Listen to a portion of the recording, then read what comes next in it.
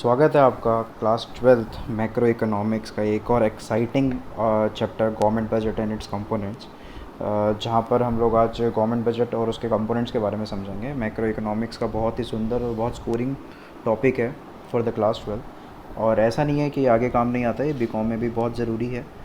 तो बिना time waste करते हुए शुरू करते हैं, ठीक है जी। हाँ जी। तो बेसिकली हम लोगों को इस चैप्टर के अंदर क्या क्या करना है। इंडेक्स के अंदर मतलब जो हमें टॉपिक्स कवर करने हैं वो है इंट्रोडक्शन कि गवर्नमेंट बजट होता क्या है, उसका मीनिंग क्या है, उसके ऑब्जेक्टिव्स क्या हैं, स्क्रीन पे दिख ही रहा है आपको। कंपोनेंट्स क्या हैं बजट के, रेवेन्यू रिसीट्स, कैपिटल रिसीट्स क्या होती हैं, बजट एक्सपेंडिचर्स क्या होते हैं, और मेजर्स ऑफ गवर्नमेंट डेफिसिट क्या होता है। ठीक है, चलो देखिए। सबसे पहले जो हमारा इंट्रोडक्शन है, इंट्रोडक्शन के अंदर हम लोग ये देखेंगे, in the modern world every government aims at a maximisation of the welfare of its country.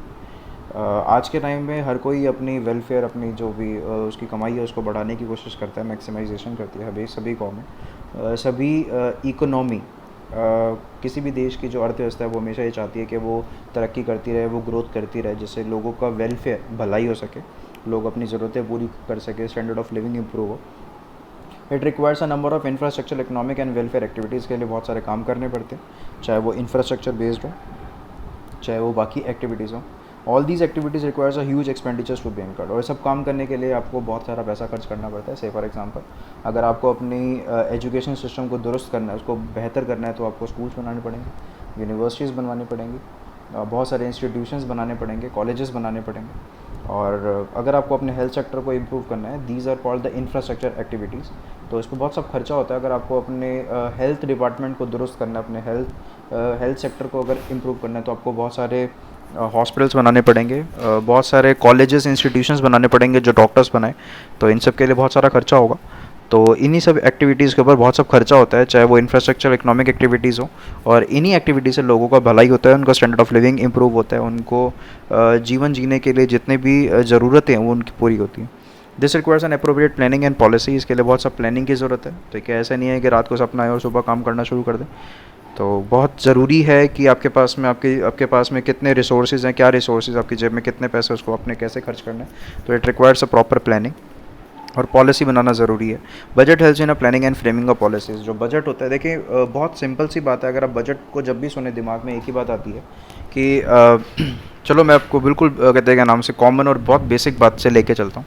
अगर हमारे घर में हमारे फादर अगर पैसा कमाते हैं, से फॉर एग्जांपल अगर हमारे फादर की सैलरी 20,000 है, ठीक है, तो उसमें देखा जाता है कि क्या इंपॉर्टेंट एक्सपेंडिचर्स हैं, जैसे आपकी स्कूलिंग पे कितना खर्चा होना है बच्चों की, घर के राशन पे कितना खर्चा होना है। फिर उसके बाद में बाकी जो अननेसेसरी चीज़ आती हैं या कम इंपॉर्टेंट है, जैसे ट्रैवल हो गया, एंटरटेनमेंट हो गया, घूमना फिरना हो गया, पिक्चर देखना हो गया हॉल वगैरह पे, मूवी सिनेमा हो गया, ठीक है, फ़ोन्स वगैरह हो गया। ये सब चीज़ें जो अननेसेसरी और लेस इंपॉर्टेंट है रादर कि जो सबसे ज़्यादा इंपॉर्टेंट है पहले तो भोजन है, खाना है, कि फ़ूड पे कितना एक्सपेंडिचर होगा। तो एक प्लानिंग होती है, एक पॉलिसी बनाई जाती है कि हाँ भैया हमारे इतनी इनकम है, हमारे पास में इतने पैसे आए महीने की शुरुआत में, और उसको महीने के शुरुआत और महीने के हिसाब से हमें इसको कैसे खर्च करना है, किन किन चीज़ों के ऊपर। तो it requires budget it requires a planning and framing policy. ठीक है जी। तो मीनिंग ऑफ बजट अगर हम लोग देखें, the term budget is derive from the French word budget which means a leather bag और a wallet. It is a statement of the financial plan of the government. जो budget है एक French word से लिया गया जिसका नाम है बजट, जिसको बजटी बोल दे आप या बजट बोल दे, जो भी है, जिस कैसे प्रोनाउंस होता है वो अलग चीज़ है। फ्रेंच वर्ड है ये, तो थोड़ा सा अलग ही होता होगा। जिसका मतलब है लेदर बैग। लेदर बैग का मतलब क्या है कि आप उसके अंदर कलेक्शन कर सकते हैं। से फॉर एग्जांपल अगर आपके पास में कोई बैग है तो आप उसमें सामान भरेंगे ना, ठीक है। अब सामान भरेंगे कैसे, उस बैग के हिसाब से कि वो बैग कितना वजन उठा सकता है। इसका मतलब क्या हुआ कि आपके पास में जितने भी पैसे महीने के शुरुआत में आपके पास में आते हैं, विच इज़ कॉल्ड इनकम, ठीक है, आपके पास में जितनी भी आपकी कमाई होती है, आपके जो रिसोर्सेज हैं, उसको आप कैसे खर्च कर सकते हैं, कि इसका मतलब कि उस पैसे की क्या क्षमता है। It is a statement of the financial plan of the government. ठीक है, जो बजट है कि फाइनेंशियल प्लानिंग है गवर्नमेंट की कि कैसे उसको अपने देश के ऊपर वो सब पैसा खर्च करना है जो उन्हें टैक्स के रूप में आपसे कलेक्ट किया है, जो उनकी कमाई हुई है या कुछ और काम करके उनकी कमाई हुई है। Budget is a document containing a preliminary approve plan of a public revenues and expenditure. Public के ऊपर, लोगों से जो कमाई हुई है उसके ऊपर कैसे खर्चा करना है, ठीक है, उसको बजट कहते हैं। गवर्नमेंट फाइनेंशियल प्लान बोल सकते हैं गवर्नमेंट का। In general government budget is an annual statement showing item wise estimates of receipts and expenditure. एक एनुअल स्टेटमेंट है, एक अकाउंट है जिसके अंदर रिसीट्स हैं, एक्सपेंडिचर्स हैं, फिजिकल ईयर मतलब जो भी उसके फाइनेंशियल ईयर के अंदर है, और फिजिकल ईयर जो शुरू होता है वो 1 अप्रैल से लेके 31 मार्च तक होता है। देखिए मैं बहुत ज़्यादा इस बात में विश्वास रखता हूँ कि कभी भी जब आप कुछ भी पढ़ते हैं तो एक कॉपी और पेन आपके साथ में होना चाहिए, जिससे कि इंपॉर्टेंट नोट्स बनाए जा सकें साथ साथ। और जितना भी हो सके आप वीडियो को पॉज करके इसमें जितनी भी इंपॉर्टेंट चीज़ें हैं आप उसको नोट करें। और बीइंग अ स्टूडेंट मैं हमेशा यही एडवाइस करता हूँ सभी को कि एक अच्छा स्टूडेंट वही है जो एक अपने काम की इंपॉर्टेंट बातें आप चाहे लाइव टू लाइव मतलब फेस टू फेस क्लासेस हो रही हैं टीचर से पूछे, या बोर्ड पे कुछ भी अगर नोट किया है तो उसको उसमें से एक शॉर्ट नोट बनाए अपने, या वीडियो में अगर आप देख रहे हैं तो स्क्रीन में जो भी लिखा है इसको पॉज करके इसमें से इंपॉर्टेंट चीज़ें अपने पास में लिखें, जो कि बहुत ज़रूरी है। ठीक है, और बाकी मैं अंडरलाइन करवाता रहूँगा उसी के हिसाब से। चलो आगे चलते हैं, ठीक है जी। हाँ जी sir. Important points of a government budget. Government budget के अंदर क्या क्या आता है? Budget is prepare by the government at all levels, चाहे वो सेंट्रल लेवल पे हो, चाहे वो स्टेट लेवल पे हो, चाहे वो लोकल लेवल पे हो। सेंट्रल लेवल जो बनाएगी मोदी गवर्नमेंट बनाएगी। अगर हम लोग बात करते हैं इस समय सेंटर में बीजेपी है, तो सेंट्रल गवर्नमेंट का अपना एक अलग बजट होता है। और हम स्टेट की बात करते हैं तो राजस्थान में कांग्रेस गवर्नमेंट है, तो स्टेट कहते हैं कांग्रेस गवर्नमेंट है तो state Rajasthan is a state. ठीक है, तो वहाँ पर स्टेट अपना बजट अलग से बनाती है। और लोकल गवर्नमेंट का मतलब जो एमसीडीज़ होते हैं लोकल, ठीक है, तो उनका बजट अपना अलग होता है कि उनकी कितनी कमाई होती है उससे और उनको कैसे खर्च करना है। ठीक है, तो एनुअली चाहे सेंट्रल गवर्नमेंट बजट बनाए, स्टेट गवर्नमेंट बजट बनाए, देखो कुछ भी कमाई होती है उसके हिसाब से उनको खर्चा करना होता है। और खर्चा जब वो करते हैं तो ये एक पर्टिकुलरली एक अकाउंट के थ्रू करते हैं जिसमें लिखते हैं कि इनकी कितनी कमाई हो रही है, कितना खर्चा हुआ। ठीक है, तो एक एनुअल स्टेटमेंट बनाते हैं, चाहे वो सेंट्रल गवर्नमेंट बनाए, चाहे स्टेट गवर्नमेंट, चाहे लोकल गवर्नमेंट बनाए। लोकल गवर्नमेंट के अंदर मैंने आपको बता दिया एमसीडी आती है। ठीक है, prepare its respective annual budget. However we restrict our studies और the budget of the central government. आपने यहाँ पर सिर्फ यूनियन बजट के बारे में पढ़ना है। जो सिलेबस है आपका लिमिटेड है, जहाँ पर हमें आपका क्या पढ़ना है बताएं। हाँ जी, यूनियन बजट पढ़ना है जो हमें इसके अंदर है। ठीक है जी, हमें सिर्फ यूनियन बजट पढ़ना है। ठीक है जी, हाँ जी सर। तो यूनियन बजट है, मैं 1 मिनट इसको ठीक कर दूँ, ये ठीक नहीं लग रहा। हाँ जी, तो हमें पढ़ना है क्या? Union budget. चलें? हाँ जी सर, तो हमें यूनियन बजट पढ़ना है बस खाली। ठीक है, अब इसके बाद में अगर हम लोग बात करते हैं estimated expenditures and receipts are planned as per the objective of the government. Simple सी बात है कि कमाई होने से पहले हम एस्टिमेट लगा लेते हैं। जब भी हमारी इनकम आती है, पहले इनकम आती है, फिर उसके हिसाब से हम लगाते हैं कि महीने के दौरान हम क्या क्या खर्चे करेंगे। तो एस्टिमेशन का मतलब क्या होता है कि हम पहले से एक एस्टिमेशन मतलब एक अंदाज़ा लगाते हैं। ये फ्यूचर के बेसिस पर है बेसिकली। ठीक है, तो फ्यूचर में हमने क्या खर्चा करना है, एस्टिमेट का मतलब फ्यूचर में क्या एक्सपेंडिचर्स होंगे और क्या हमारी रिसीट्स होंगी, हमारी क्या इनकम होंगे, उसके हिसाब से हम खर्चा करते हैं। बजट का मतलब क्या होता है? Budget means for future. ठीक है जी, तो बजट जो है वो हमारा फ्यूचर के रिगार्डिंग है। बजट जो है हमारा वो फ्यूचर के रिगार्डिंग है।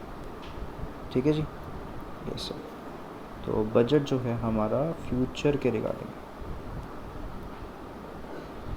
ठीक है, तो जितने भी एस्टिमेट वर्ड यूज़ होते हैं, बजटेड वर्ड यूज़ होते हैं, ठीक है, they are meant for future. ठीक है जी, हाँ जी सर। तो estimated expenditure receipts are planned as per the planned है ना। ठीक है, तो प्लान्ड हमेशा फ्यूचर के लिए किया जाता है। In India budget is presented in parliament on such a days as the president may direct by the convention. President जिस दिन बताया था उसी दिन बजट पेश होता है साल के दौरान। It is presented on the last working day of the February each year. और हमारे हिसाब से जो हमारा बजट जो कहते हैं पेश होता है वो फरवरी के आखिरी तारीख पे पेश होता है। It is required to be approve by the parliament before it can be implemented. और कोई भी चीज़ ऐसी नहीं है कि स्टेट गवर्नमेंट कहते कि भैया ये हमारा बजट है, ये हमारे खर्चे हैं, हमारी इनकम है, उसके लिए पहले प्रेसिडेंट से इजाज़त लेनी पड़ेगी। They have to take a approval, उनको ये अप्रूवल लेना पड़ेगा पार्लियामेंट से, प्रेसिडेंट से नहीं सॉरी, पार्लियामेंट से अप्रूवल लेना पड़ेगा और उसको इम्प्लीमेंट करने से पहले। ठीक है जी, तो ऐसा होता है ना, बजट पेश करा जाता है संसद भवन में, तो बस ये वही चीज़ है। चलें आगे। ठीक है जी, तो इसके बाद में ये बजट आपके सामने जो सीतारमन जी जो हमारी फाइनेंस मिनिस्टर है, उनका उन्होंने जो पेश किया था 18, 19, 19, 20 और लोग कहते हैं, और क्या एस्टिमेटेड है, क्या इसके रिवाइज एस्टिमेटेड है, कैपिटल सीट्स कितनी हुई, टोटल सीट्स कितनी हुई, तो आपके सामने ही है। इज़ जस्ट फॉर बस गेमिंग है ये, खाली दिखाने के लिए, क्योंकि उतना डीपली तो आपको तभी समझ में आएगा जब आपको चैप्टर अच्छे से पढ़ लोगे। चलो इसके बारे में बाद में बात करेंगे, देखते हैं। इसके बाद में क्या ऑब्जेक्टिव्स है, आपको दिखाई दे रहा है कि लोग कैसे से देखते हैं गवर्नमेंट को कि भैया हमारे लिए क्या आया, हमारे लिए क्या आया। मध्य वर्गीय परिवार जो मिडिल क्लास फैमिली के लोग हैं वो देखते हैं कि भैया हमारे लिए क्या है। अमीर लोग कहते हैं हमारे लिए क्या है। बड़ी बड़ी कंपनीज़ के मालिक है वो देखते हैं हमारे लिए क्या टैक्स में छूट है। ठीक है ना, ये लिखा ना टैक्स एजम्पशंस हमारे पास में कितनी आई है। अच्छा, तो वही वही वाली चीज़ है कि भाई हमारे पास में टैक्स एग्जम्पशन से लिखा ना टैक्स। ठीक है, तो क्या टैक्स एग्जम्पशंस आई हैं, क्या छूट आई है। एग्जम्पशन का मतलब होता है छूट। तो उसने क्या बोला है, ऑब्जेक्टिव क्या मुद्दे है किसी भी गवर्नमेंट बजट को बनाने के लिए। Government prepares the budget for the fulfilling certain objectives. बहुत इंपॉर्टेंट ऑब्जेक्टिव मतलब जो गवर्नमेंट करना चाहती है, चाहे वेलफेयर हो, ठीक है, चाहे लोगों की स्टैंडर्ड ऑफ लिविंग को इम्प्रूव करना हो। ठीक है, तो उसके लिए क्या करती है government, first reallocation of resources. कि गवर्नमेंट क्या करती है, रिसोर्सेज का रीएलोकेशन करती है। रीएलोकेशन का मतलब क्या होता है कि बजट कुछ इस तरीके से बनाया जाए जिससे कि हर किसी को फ़ायदा पहुंचे। Through the budgetary policy government aims to reallocate resources in accordance with the economic and social priorities of the country. ऐसा नहीं है कि अमीर को और अमीर बना दिया जाए, गरीब को और गरीब बना दिया जाए। बजट का सबसे इंपॉर्टेंट और मैं कहूँगा एग्जामिनेशन पॉइंट ऑफ व्यू से भी बहुत ज़्यादा खास है ये पॉइंट, क्योंकि इसके अंदर ये बात कही गई है कि रीएलोकेशन रिसोर्सेज। देखें, अगर मान के चलें कि गरीब को अगर हमारे देश में उठाना है, या मध्य वर्गीय परिवार जो मिडिल क्लास फैमिली के लोग हैं, अगर उनको हमें थोड़ा सा उनको पुश करना है, उनको कहते हैं हेल्प करना है कि वो अपने आप को ग्रो कर सके, तो और जो किसान है उनको हेल्प करने के लिए हम क्या करते हैं, गरीबों से टैक्स कम कर देते हैं और अमीरों का टैक्स बढ़ा देते हैं। ठीक है ना, तो इसका मतलब क्या है कि हम गरीबों को फ़ायदा पहुंचाना चाहते हैं। ठीक है, और फ़ायदा लेंगे किससे, अमीरों से टैक्स लेंगे और उसको एज अ वेलफेयर सब्सिडीज़ वगैरह, देखो ये लिखा हुआ है यहाँ पर, आपको शायद दिख नहीं रहा, मैं आपको लिख देता हूँ अलग से। सब्सिडीज़ पता है ना, सिलेंडर पे छूट मिल जाती है ना। ठीक है, तो सब्सिडीज़ का मतलब क्या है कि भैया हाँ, कि ये दोबारा से लिख देता हूँ, सब्सिडीज़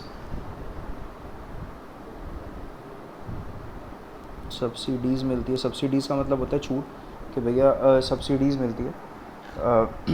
सर ठीक है, तो सब्सिडीज़ मिलती कैसे, गवर्नमेंट की कमाई होती कैसे है कि भैया अमीरों से टैक्स देते हैं। ठीक है, तो रीएलोकेशन रिसोर्सेज का मतलब क्या है कि भैया हम बंटवारा ठीक तरीके से करते हैं जिससे कि गरीब भी अपनी स्थिति को इम्प्रूव कर सके और अमीरों को तो ज़्यादा कोई फ़र्क पड़ता नहीं। और टैक्स कंसेशंस, अब ये रीएलोकेशन रिसोर्सेज कैसे होते हैं, टैक्स कंसेशंस करती है गवर्नमेंट, टैक्स कम करती है। ठीक है, सब्सिडीज़ ज़्यादा करती है। देखो किसी भी गरीब को हमें मदद कैसे करनी है कि भैया हम उससे कम टैक्स लें और उसको मदद के तौर पर ज़्यादा पैसे दें। ठीक है, हाँ, directly producing goods and services. If a private sector does not take interest, government can directly undertake the production. देखो हमेशा से मैं ये कहता हूँ कि हाँ जी, जो हमारा प्राइवेट सेक्टर है, देखो private sector always aims at a higher profits. ठीक है, जो प्राइवेट सेक्टर हमेशा ही, देखो ना, कभी भी अगर आप प्राइवेट हॉस्पिटल में जाते हो, तो प्राइवेट हॉस्पिटल वाला क्या करता है, प्राइवेट हॉस्पिटल वाला आपको हमेशा, क्या प्रॉब्लम है इसमें, हाँ जी, प्राइवेट हॉस्पिटल वाला हमेशा आपका खर्चे को बढ़ा देता है ना, महंगा होता है ना, एक्सपेंसिव होता है कि नहीं। ठीक है, ऐसे ही तो इसलिए उनका जो मेन एम है, प्राइवेट हॉस्पिटल्स का जो मेन एम है वो है प्रॉफिट मैक्सिमाइजेशन,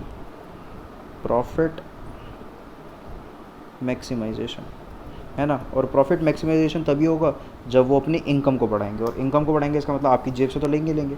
तो सिंपल सी बात है, जो हमारा प्राइवेट सेक्टर हमेशा ज़्यादा पैसे कमाने की कोशिश करता है। ठीक है, तो इसलिए गवर्नमेंट क्या क्या कहती है, वो कहती है कि अगर प्राइवेट सेक्टर अगर इंटरेस्ट नहीं ले रहा लोगों को हेल्प करने के लिए रीएलोकेशन रिसोर्सेज में, तो गवर्नमेंट कहती है कि भैया वो खुद ही हम बनाना शुरू कर देंगे, हम ही प्रोड्यूस करना शुरू कर देंगे, क्योंकि प्राइवेट सेक्टर जो है वो ज़्यादा महंगा बनाता है।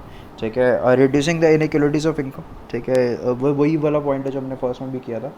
इकोनॉमिक इनइक्वलिटी कम करते हैं, जिससे कि जो अमीर हैं उनसे टैक्स ज़्यादा लिया जाता है, गरीबों को हेल्प दिया जाता है। ठीक है ना, इकोनॉमिक स्टेबिलिटी भी आती है इससे। ठीक है, महंगाई कम होती है, इन्फ्लेशन जो होता है वो कम होता है। ठीक है ना, हाँ, इन्फ्लेशन के ऊपर कहते हैं कंट्रोल आता है जब लोगों के पास में पैसा होगा। ठीक है, तो फिर लोग खर्च कर पाएंगे। ठीक है ना, तो इन्फ्लेशन कंट्रोल होता है, डिफ्लेशन कंट्रोल होता है, महंगाई सस्ताई नहीं, मतलब बेसिकली बैलेंस बना के चलती है गवर्नमेंट। ठीक है ना, तो ज़्यादा इन्फ्लेशन और ज़्यादा डिफ्लेशन दोनों ही बेकार सिचुएशन है, तो we have to make a balance between the inflation and deflation. ठीक है, अगर हम लोग बात करें कि अगर हम लोग बात करें अगर हम लोग बात करें तो अगर हम लोग बात करें तो ये जो है आपका, इसको बोलेंगे इन्फ्लेशन और इसको बोलेंगे डिफ्लेशन, ठीक है ना।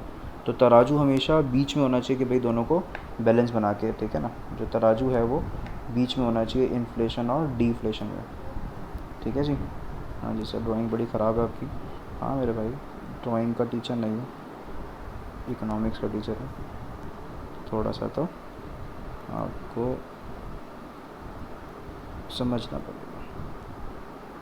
डिफ्लेशन और इन्फ्लेशन में दोनों को बैलेंस बना के चलना पड़ेगा, ठीक है जी।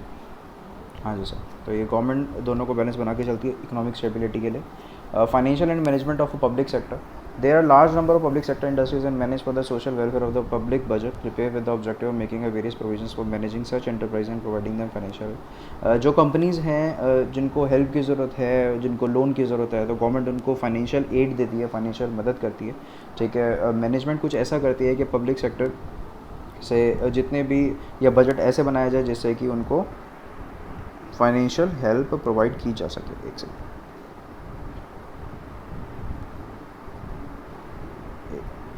हाँ जी, ठीक है जी।